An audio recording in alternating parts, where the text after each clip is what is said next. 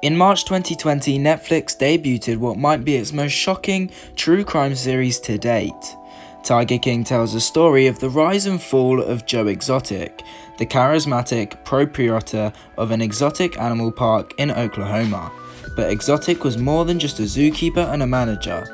He had a knack for self-promotion, positioning himself as just as much of an attraction as the close encounters with lions and tigers offered by his park. However, there is a huge question and we're going to address it today. Is Tiger King fake? So today guys, we're going to be going through some reasons why Tiger King may be fake. Nothing is cooler, sexier, and more significant to the world we live in today than a tiger. At number 1, we had that Joe Exotic had a lot more husbands than we've seen. For some odd reason, Joe Exotic boasts about his not exactly legal simultaneous marriages to John Finley and Travis Maldonado.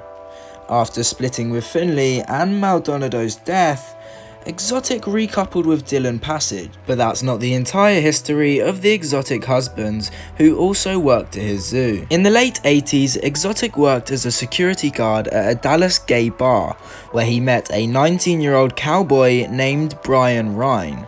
They lived together for well over a decade and were married at the bar where they met. Rhine was around for many of the events depicted in Tiger King. He was there when Exotic's older brother Gerald died in 1997, and when Exotic opened the GW Exotic Animal Memorial Park in his memory. Rhine died in 2001 in Exotic's arms from HIV-related causes, and according to zoo employees, helped trigger Exotic's descent into colourful and erratic behaviour.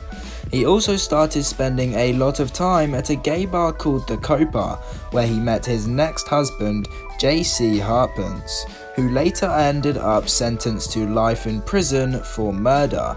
After that, Exotic met Finley, and while with him met a young insane clown posse fan known only as Paul, and they all slept together in one big bed. Only after Paul departed did Exotic hook up with Travis Maldonado. Now, none of this information was actually used in Tiger King, and that's why some people think all this misled information which could be used in Tiger King should have actually been put in there. Number 2. Joe Exotic's animal magic act was less than magical. Joe Exotic engaged in more animal-related shenanigans and cheesy stabs at showmanship than a 7-part documentary could show. As touched on in Tiger King, Exotic performed as a magician with an act involving animals, under the stage names Aaron Alex and Cody Ryan. His assistant, Aaron Stone, was a guest on the podcast Joe Exotic Tiger King, and detailed some finer points and deeply unflattering moments from Exotic's magician stint. A big trick involved making a tiger magically appear on stage in a previously empty cage. A noisy explosion and pyrotechnics provided the necessary misdirect, but those things also frightened the big cat, who would also show up in the cage near the back, cringing in fear. Since seeing a tiger in distress could make an audience feel uneasy and make Exotic look bad, the magician decided to get rid of the tiger and bring in a sheep, which he'd spray painted black and orange to resemble a tiger. Not only did audiences immediately recognize the painted sheep for what it was, but it too was just as scared of the pyrotechnics. Stone had to go into the cage and hug the frightened creature for the length of the trick.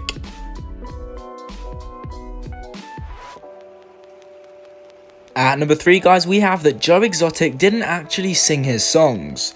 Now I'm sure if you've watched Tiger King or know about it, you know about the songs that come with it. As shown in Tiger King, Joe Exotic tried to be a lot of things. He was a zoo-running businessman, an animal handler, and perhaps most inexplicably, a country music singer who wrote and performed songs very much about his own life as a tiger lover. Take for his example his tune, "I Saw a Tiger." Those songs loaded into CDs sold in his Parks gift shop were so very personal, and yet Exotic had little to do with the enterprise apart from the marketing. According to Tiger King co-star and Exotic's arch nemesis Carol Baskin, those aren't the Tiger King's golden pipes.